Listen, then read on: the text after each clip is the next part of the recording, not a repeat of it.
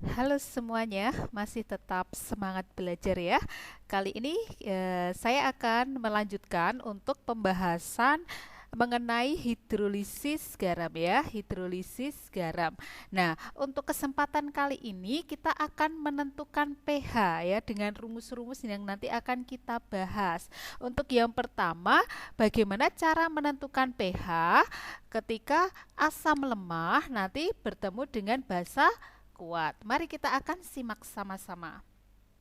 Nah, nanti ketika asam lemah dan basa kuat itu menghasilkan suatu garam yang terhidrolisis.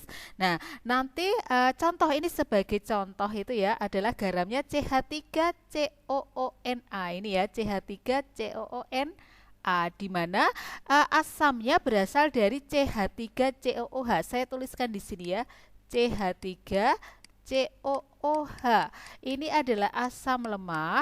Kemudian kalau kita lihat bahasanya adalah Na, berarti uh, NaOH.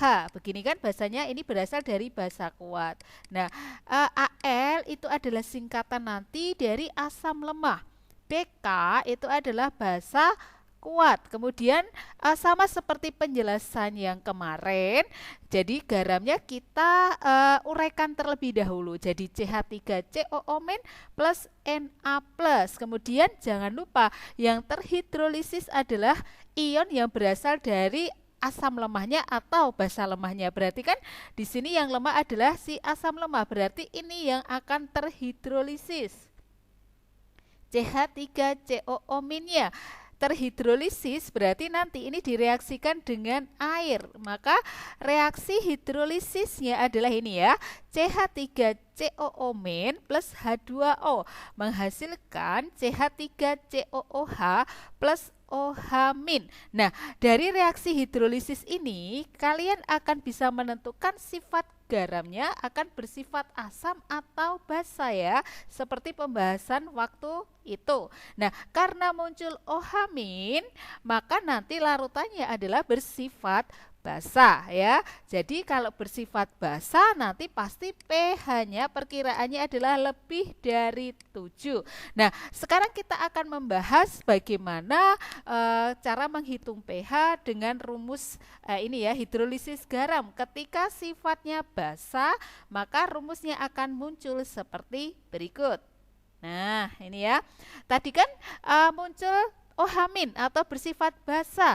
Maka nanti untuk menghitung pH-nya, maka yang muncul itu adalah konsentrasi OH-nya sama dengan akar KH kali nanti ini adalah menunjuk pada yang terhidrolisis ya, konsentrasi terhidrolisis. Atau kalau saya uraikan KH ini itu adalah KH itu sama aja KW kalau dalam hal ini per KA ya, karena yang terhidrolisis tadi berasal dari asam lemahnya. Jadi kita uraikan saja, jadi OH- sama dengan langsung ke ini aja, akar KW per KA kali nanti konsentrasi yang terhidrolisis. Jadi nanti siapa yang terhidrolisis di sini, kita lihat kembali yang di sini tadi. Sebentar. Nah, yang terhidrolisis kan yang ini ya.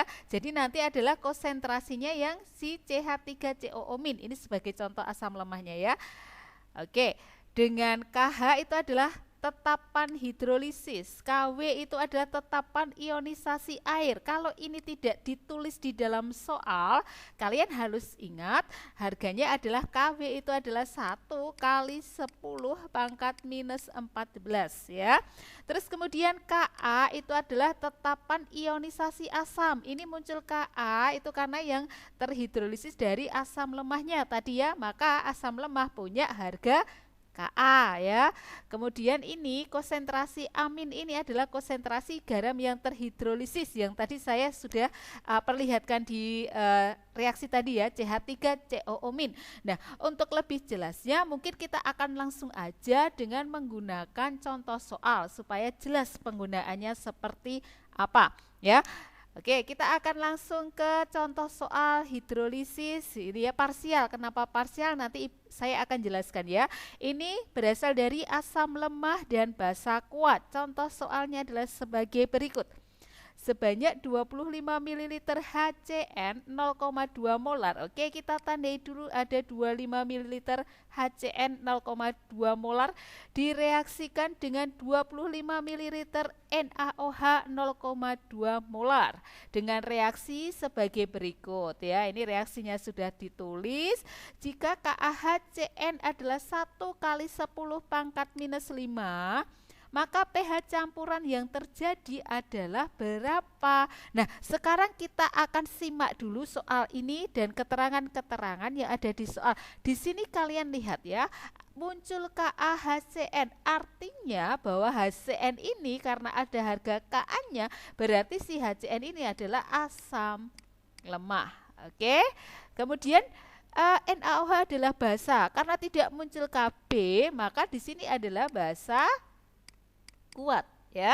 Jadi ini antara reaksi antara asam lemah dengan basa kuat gitu ya. Jadi karena masih ada asam dan basanya, sekali lagi kita harus langkah pertama itu adalah reaksikan terlebih dahulu. Itu yang pertama, reaksikan. Oke, kita buat di sini ya. Yang ditulis basanya dulu aja ya biar mudah ininya. Kan itu NaOH direaksikan dengan HCN. Hasilnya apa? Masih ingat ya? Ini Na plus ketemu Cn min ya. Jadi nanti dipecah sendiri ya. Jadi apa di situ? NaCN plus ini H plus ketemu OH min. Jadi H2O. Oh, ini sudah ada ditulis di sini ya. Kalian tinggal ini aja menuliskan di bagian bawah. Kemudian yang diketahui di soal taruh di atasnya biar mudah ya. Di sini yang diketahui adalah 25 ml, konsentrasinya itu adalah 0,2 molar. Yang di sini itu 25 ml juga. Konsentrasinya 0,2 molar. Oke, seperti biasa kita buatkan ini ya, baris mula-mula bereaksi sama sisa. Sebentar ya. Nah, yang ada di sini itu adalah molnya atau milimolnya. Berarti kita harus menghitung ya. Ada konsentrasi, ada volume. Berarti masih ingat ya, molaritas itu sama dengan apa? Mol per volume. Jadi kalau kita mau mencari mol atau N itu sama dengan M kali V ya. Jadi kita tinggal ini aja mengkalikan aja yang di atas ini. Ini M-nya 0,2 dikali 25. 2 kali 25 itu 50. Ini ya mundur 1, maju 1 sorry ya.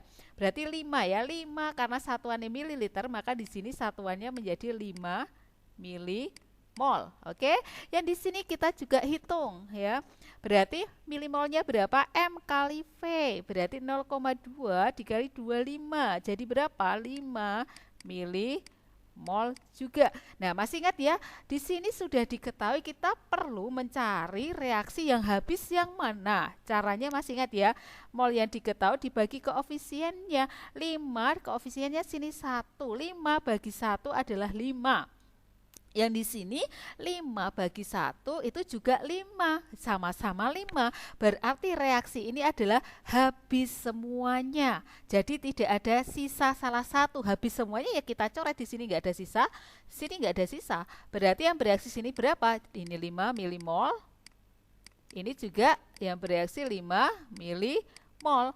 Kemudian ini kan sebelum bereaksi belum terbentuk. Berarti ya ini yang terbentuk karena kalau yang bereaksi 5 di sini juga 1, berarti di sini juga 5 milimol. Sini juga 5 milimol. Kita turunkan ya yang di sini 5 milimol.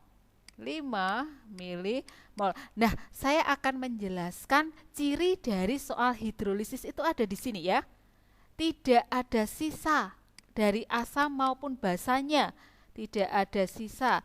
Itu adalah ciri dari soal hidrolisis. Berbeda sama penyangga. Nanti dipelajari ya di video penyangga. Kalau penyangga ada sisa yang lemah. Oke, sekarang kita akan melihat ya untuk mencari pH-nya. Tadi kan di sini ada asam lemah, kemudian basa kuat. Ini. Nah, garamnya itu yang mana? Ini yang saya kotai ini. Nah, ini nanti yang sebagai penentu pH. Nah, kalau ini itu H2O itu netral, jadi ini tidak usah dihitung ya. Jadi nanti yang menentukan pH-nya itu adalah yang garamnya saja. Oke. Nah, sama seperti tadi kan NaCN kita pecah dulu. Jadi apa di sana? Na plus sama Cn min. Oke. Kita tinggal lihat aja yang terhidrolisis yang mana, yang dari lemah HCN ya, berarti ini nanti yang terhidrolisis. Nah, jadi kita turunkan di sini, ini 1 yang terbentuk 5 milimol, ini juga 1, maka di sini juga 5 milimol. Oke, nah dari soal ini nanti ternyata yang terhidrolisis adalah si Cn-. Maka kalau ditanya reaksi hidrolisisnya kita buat aja Cn- plus berarti H2O gitu ya. Kita akan menentukan dia sifatnya asam atau basa. Ini kita pecah ya nak. H plus sama OH-. Nah, H plus ketemu Cn- nanti jadinya HCN. Ini OH- tetap tuliskan aja karena tidak ada pasangnya. Nah, di sini kita akan melihat bahwa garam itu ada muncul OH-, maka dia akan bersifat basa. Jadi kalau basa kita tinggal turunkan aja rumusnya pakai OH-. Jadi nanti ikuti ini aja ya. Sama dengan rumusnya tadi kita turunkan ke sini, KW per apa di sini? Ka ya, karena yang terhidrolisis tadi yang dari lemah. Ini dari Ka-nya HCN dikali konsentrasinya ion garamnya. Saya tulis di sini garamnya saja gitu ya. Ini itu adalah ini nanti yang kita cari konsentrasinya ini. Oke, KW-nya tadi kalau tidak disebut itu adalah 1 kali 10 pangkat minus 14 per Ka-nya kita tinggal tempelkan aja yang di sini 1 kali 10 pangkat minus 5. Nah, ini harus hati-hati. Ini adalah konsentrasi. Sedangkan di sini adalah milimol. Jadi kita harus mencarinya. Caranya gini. Mencari konsentrasi kan mol per volume ya. Jadi ini saya turunkan di sini aja Pak ya. Sini M sama dengan N per V. Jadi ininya diambil, N-nya 5. V-nya yang mana? V-nya itu totalnya 25 ml ditambah 25 ml. Jadi berapa? 50. Oke, kita hitung. Ini coret-coret ya. 1/10 itu sama aja 10 minus 1. Nah, ini yang kita tarik ke sini ya, 10 minus 1. Oke. Nah, sekarang kita hitung. Nah, 10 minus 14 kali 10 minus 1 itu adalah 10 pangkat minus 15 per 10 minus 5. Oke, 10 minus 15 dibagi 10 minus 5 itu adalah 1 kali 10 pangkat minus 10 ya. Oke, kita akar OH- sama dengan akar 1 kali 10 pangkat minus 10. Itu sama aja 1 kali 10 pangkat minus 5. Oke. Nah, konsentrasi OH-nya sudah ketemu. Jadi kita bisa menghitung POH-nya. Sama dengan min log itu ya 1 kali 10 pangkat minus 5. Maaf tulisannya, aduh sebentar ya, tunggu sebentar.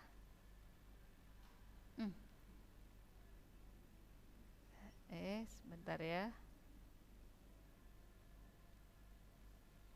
sorry ya. Nah, jadi POH-nya berapa di sini? Ini ya turun ya, berarti ini min log 5 ya. Min log 1 kali 10 minus 5. Jadi POH-nya kan 5 nak. Di sini berarti pH-nya sama dengan 14 dikurangi 5. Jadi berapa? 9. Nah, benar pH yang dihasilkan adalah di atas 7, bersifat basa.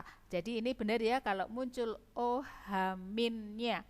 Oke, jadi ini adalah untuk soal, untuk menyelesaikan soal yang terkait hidrolisis asam lemah dan basa kuat. Ingat, satu ciri dari hidrolisis itu adalah tidak ada sisa baik dari di sini kalau soal ini ya, tidak ada sisa dari, baik dari basa kuatnya sama asam lemahnya. Itu ciri dari hidrolisis. Dua-duanya habis, silahkan dipelajari baik-baik. Terima kasih.